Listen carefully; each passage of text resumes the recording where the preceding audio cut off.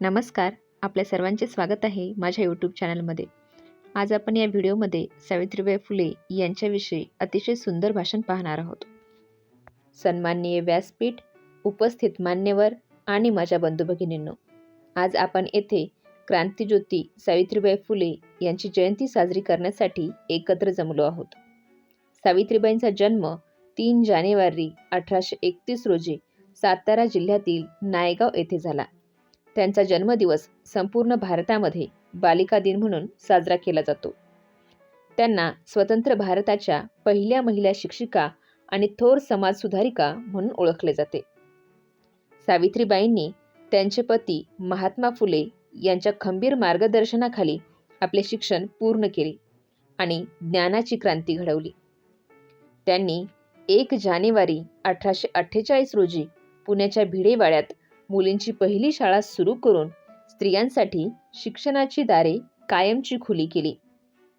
मंडळी, सावित्रीबाई शाळेत शिकवायला जात असताना लोकांनी त्यांच्यावर चिखल आणि शेण फेकले, तरीही त्या आपल्या ध्येयापासून कधीही डगमगल्या नाहीत.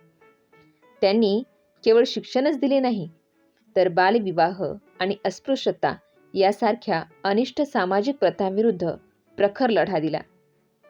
सावित्रीबाईंनी अनाथ मुलांसाठी आणि पीडित स्त्रियांच्या मदतीसाठी आपले संपूर्ण आयुष्य समर्पित केले.